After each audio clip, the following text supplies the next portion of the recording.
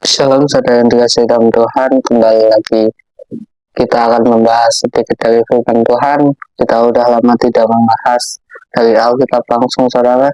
Dan di sini sebelum kita memulai pada malam hari ini, marilah kita berdoa. Bahwa di dalam kajian suka, terima kasih Tuhan Yesus atas segala penyertaan, atas segala kasih karunia-Mu, cinta kasih-Mu, perlindungan-Mu sepanjang hari ini Tuhan. Kami bukan siapa-siapa Tuhan tanpa Engkau, dan kami sangat membutuhkan Engkau setiap waktu kami, setiap hari kami Tuhan. Ajarlah kami untuk terus bersandar hanya padamu saja Tuhan. Bapa, sebentar kami mendengarkan sedikit dari firman-Mu, berbicara pada kami melalui pikiran kami, perkataan kami, perbuatan kami, hati kami, jiwa kami, roh kami, agar kami dapat menangkap apa yang Engkau sampaikan, dan tidak hanya menangkap Tuhan, tetapi juga melakukannya dalam kehidupan kami sehari. Terima kasih Tuhan, terpujilah nama-Mu Tuhan kita sepanjang masa, hanya dalam nama Tuhan Yesus. Haleluya, amin. Saudara yang dikasihi dalam Tuhan, renungan pada hari ini saya ambil dari Matius pasal yang ke-6, ayat yang pertama hingga yang keempat. Demikianlah firman Tuhan. Judulnya, hal memberi sedekah. Ingatlah, jangan kamu melakukan kewajiban agamamu di hadapan orang, supaya dilihat mereka.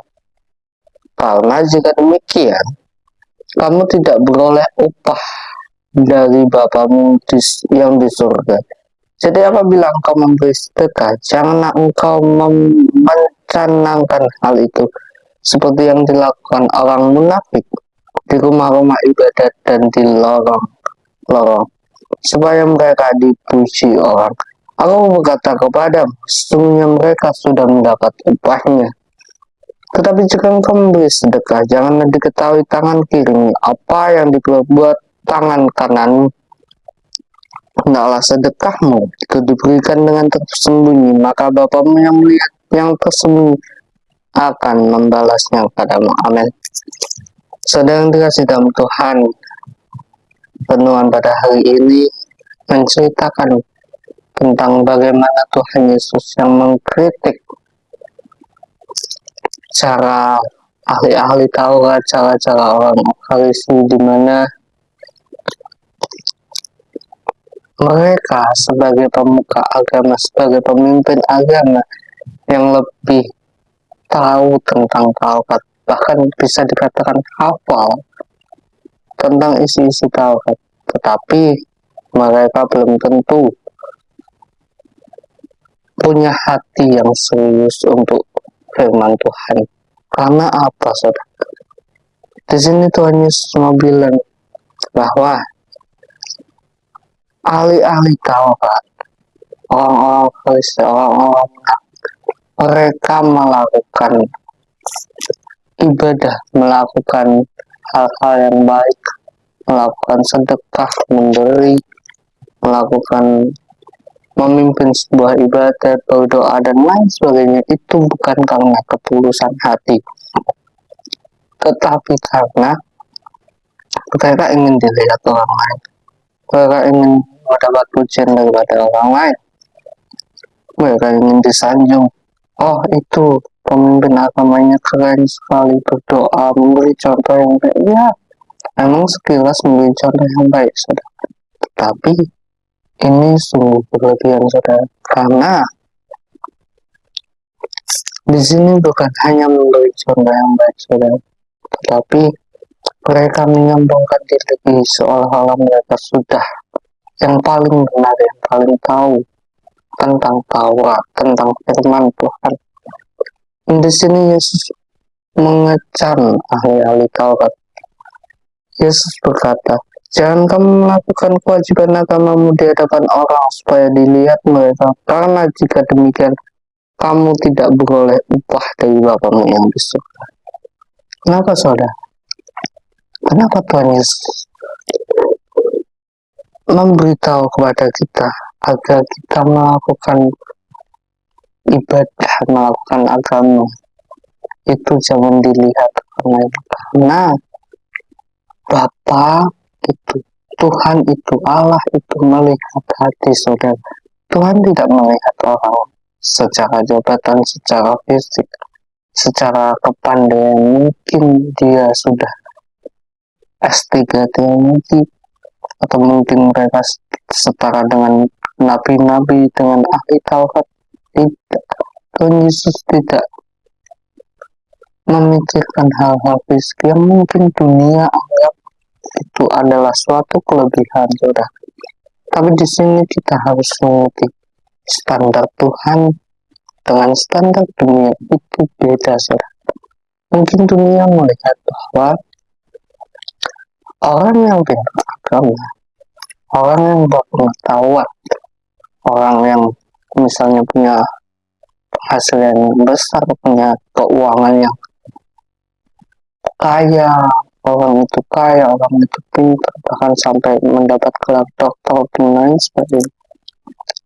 Dunia menganggap itu adalah suatu kebanggaan, suatu prestasi yang benar-benar harus ditonjolkan. Tetapi berbeda balik dengan firman Tuhan. Firman Tuhan berbicara secara hati, dari hati ke hati. Kalau dunia melihat bahwa oh wajar kalau kamu menyukai lawan jenis, oh wajar kalau kamu mencintai orang itu, mungkin karena kamu sudah sayang, kamu memberikan sebagainya. Tetapi firman Tuhan, jika orang sudah mengingini seseorang, mengingini orang lain dari hati, dia sudah berzina dalam hati. Firman Tuhan memilih kita tahu hukuman yang lebih berat daripada perjanjian lama maupun perjanjian sebelum. Hukum Taurat itu berbicara soal fisik. Makanya di sini jangan heran kalau Yesus itu banyak dikecam oleh ahli Taurat karena Yesus melihat dari hati, saudara. Ahli Taurat, orang-orang Farisi menganggap bahwa orang berdosa itu najis. Tetapi Yesus tidak seperti itu. Yesus bukan menganggap orang berdosa itu najis. Yesus tidak membenci orang berdosa, tetapi Yesus hanya membenci dosa. Nah, kembali pada topik ini. Kenapa Yesus mengecam ahli Taurat? Karena dikatakan di ayat yang kedua, jadi apabila engkau memberi sedekah, jangan engkau mencanangkan hal itu seperti yang dilakukan orang munafik di rumah-rumah ibadah, di lorong-lorong, supaya mereka dipuji orang. Aku berkata kepadamu, sungguhnya mereka sudah mendapat upahnya. Nah, saudara yang dikasih tahu, tanpa mereka, Tuhan Yesus di sini mau bilang, tanpa mereka menyombongkan diri, tanpa mereka memperlihatkan diri, mereka sudah mendapat upah dari Bapa. Tetapi karena kesombongan, karena ingin dipuji, ingin disembah, istilahnya ingin disanjung-sanjung, ingin dianggap keren, dianggap baik dan lain sebagainya. Karena kesombongan itu, maka Tuhan Yesus tidak suka dengan hal itu. Ingat Lucifer, saudara, dia berada di tahta tertinggi, bahkan dia salah satu penjaga pujian di dalam kerajaan surga. Dia malaikat yang sangat tampan, yang sangat bijaksana, yang sangat pintar. Tetapi Alkitab berkata, karena kesombongan dia jatuh. Karena kesombongannya ingin menyamai dirinya dengan Lucifer, menganggap bahwa dirinya itu harus sama dengan Allah. Dia ingin dipuji, disembah, dihormati, dikagumi. Itulah iblis. Nah, akar dari dosa salah satunya adalah kesombongan. Yang pada awalnya ahli Taurat ini sudah mendapat upah dari Bapa. Sekalipun mereka rendah hati, mereka sudah dapat upahnya, saudara. Tetapi karena mereka menyombongkan diri, karena mereka menganggap dirinya lebih baik, lebih baik di mata dunia, di mata orang-orang zaman itu. Maka inilah yang membuat persoalan, karena hati mereka sudah berbelok, hati mereka tidak lagi tulus memberi sedekah. Hati mereka sudah memiliki motivasi yang lain. Mereka memberi sedekah bukan untuk Tuhan, tetapi untuk dipuji, untuk disembah, untuk disanjung-sanjung, dan lain sebagainya. Nah, jangan kita seperti orang Farisi alian tauhid seperti itu, saudara. Tidak hanya dalam sedekah, dalam hal lain. Kalaupun itu untuk Allah, berikanlah pada Allah. Makanya Tuhan Yesus kata, kamu tidak bisa mencintai kepada mammon sekaligus pada Allah. Apa yang haknya Allah kasih pada Allah. Apa yang haknya imam-imam kasih pada imam. Itulah sudah. Jadi kalau memang itu pekerjaan kita lakukan untuk Allah, kita lakukan dengan semua, bukan dengan motivasi lain. Sekalipun kita tidak mendapat imbalan secara dunia, tidak mendapat imbalan secara ekonomi, tidak mendapat imbalan seperti pujian dan lain sebagainya, tetapi Allah tahu hatimu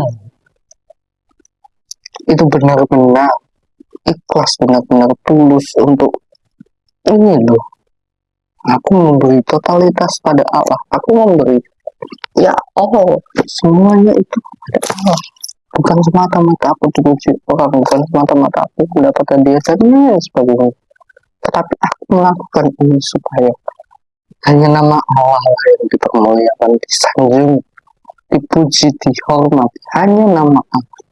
Makanya setiap kita melakukan pekerjaan, kita harus memiliki motivasi yang benar, identitas yang benar. Kita adalah anak-anak, sehingga sebagai anak-anak kita juga motivasinya adalah untuk Allah, untuk Bapa kita surga.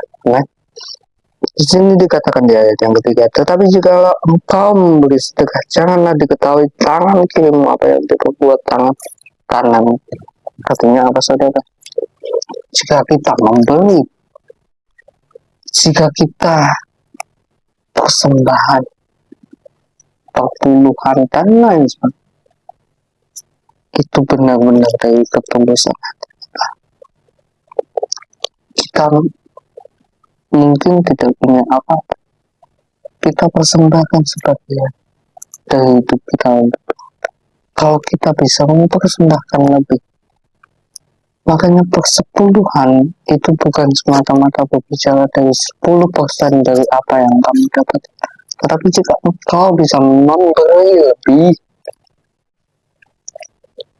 kepada Tuhan, ini loh hanya Tuhan. Kita tahu kan, semua yang kita dapatkan di dunia ini adalah dari Tuhan.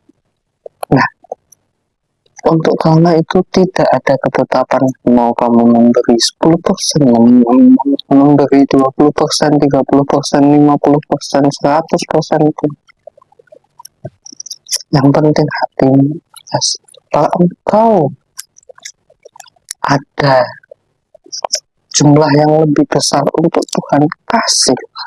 Jangan ditunda-tunda. Ini berbicara bukan semata-mata tentang ngomong, tetapi tentang hati kita. Maka hati kita memang benar-benar tulus untuk memberi kepada Tuhan, kita benar-benar bisa memberikan apa yang menjadi hanya Tuhan, kemuliaan Tuhan.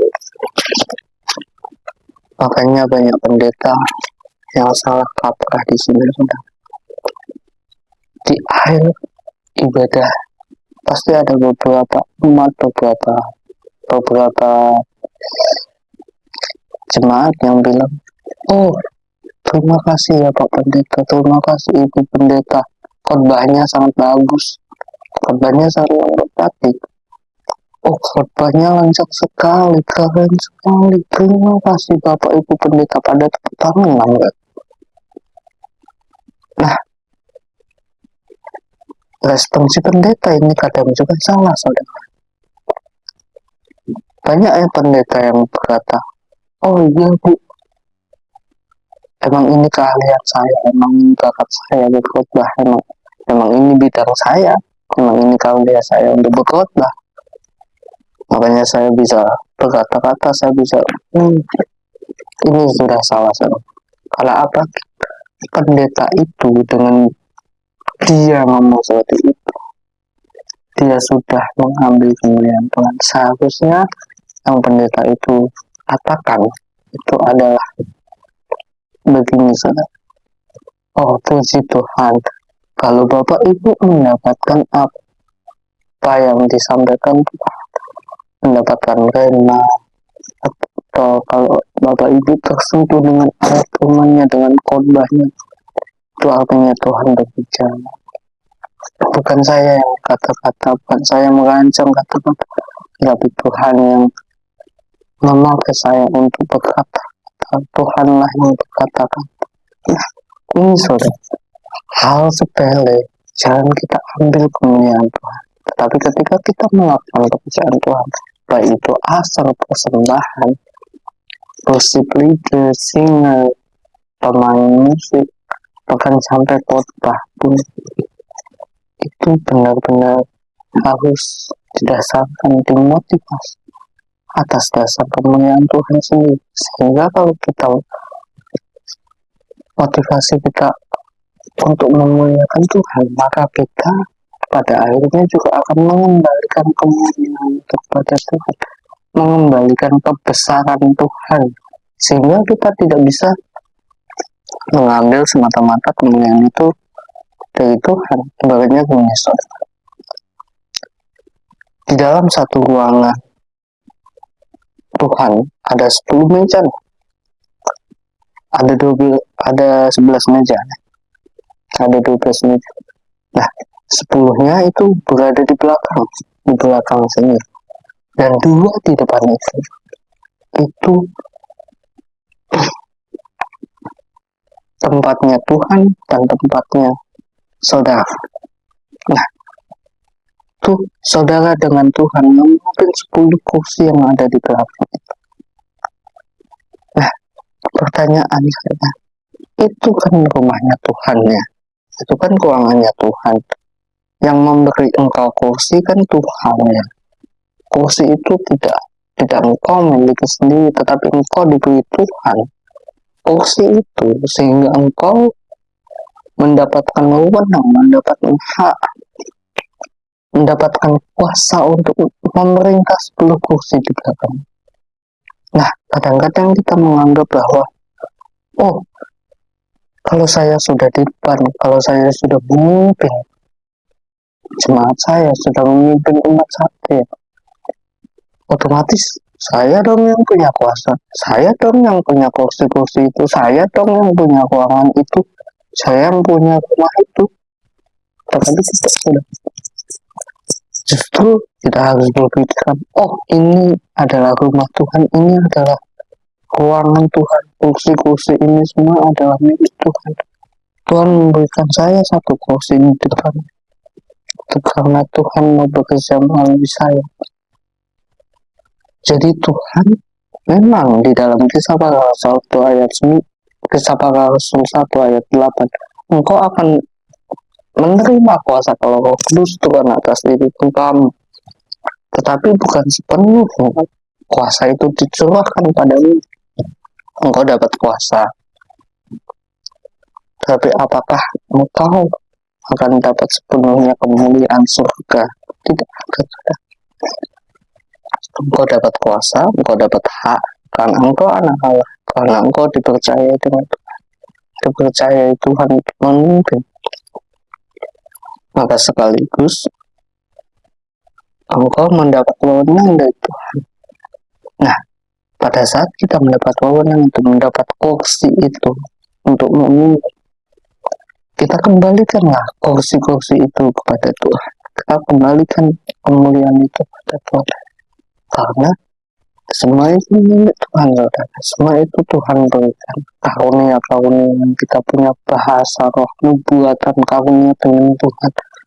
Karunia peperangan Tuhan, karunia berkhotbah, dan lain sebagainya. Itu Tuhan yang memberi. Nah, terkadang kita responnya salah. Tuhan sudah kasih bakat nih kepada kita, kita sudah kembang. Sampai akhirnya bakat-bakat itu, karunia-karunia itu menjadi lancar, menjadi fasih untuk diterapkan. Nah, terkadang kalau kita sudah lancar itu, kita lupa, saudara, kalau Tuhan yang sudah membantu kita. Dari Tuhan memberi kepada kita sampai kita bisa lancar seperti itu, karena Tuhan. Kita akhirnya lupa, dan pada akhirnya kita akan menyombongkan diri, merasa diri paling hebat. Oh, memang bakat saya di bermain musik, bakat saya berkhotbah, bakat saya menyampaikan firman, bakat saya di worship leader, dan lain sebagainya. Coba kalau Tuhan tidak memberi, apakah Anda akan berpikiran seperti itu? Tentu saja tidak, saudara. Nah, terkadang inilah yang Tuhan mau. Tuhan bukan semata-mata langsung mendatangkan berkat. Justru dari permasalahan itu Tuhan mau uji bagaimana respon kita, membentuk hati kita agar kita siap menerima berkat-berkat Tuhan. Kita menyiapkan hati kita untuk senantiasa bersyukur. Bukan berarti, oh ini berkat dari Tuhan, akhirnya bisa foya-foya, akhirnya bisa belanja, akhirnya bisa membanggakan diri di depan mimbar, di depan gereja. Oh, akhirnya aku bisa menyembuhkan. Oh, keren nih. Tidak, saudara. Itu bukan respon yang Tuhan inginkan.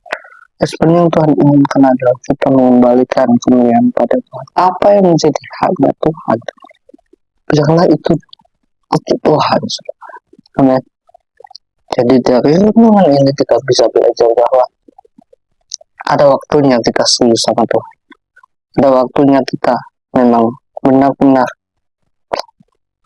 dipakai Tuhan menjadi alatnya, bukan untuk menguasai, tetapi untuk menunjukkan bahwa Tuhan ada di dalam diri kita. Tuhan yang ada dalam diri kita memakai kita menjadi saksi kami, dan kita harus kembalikan.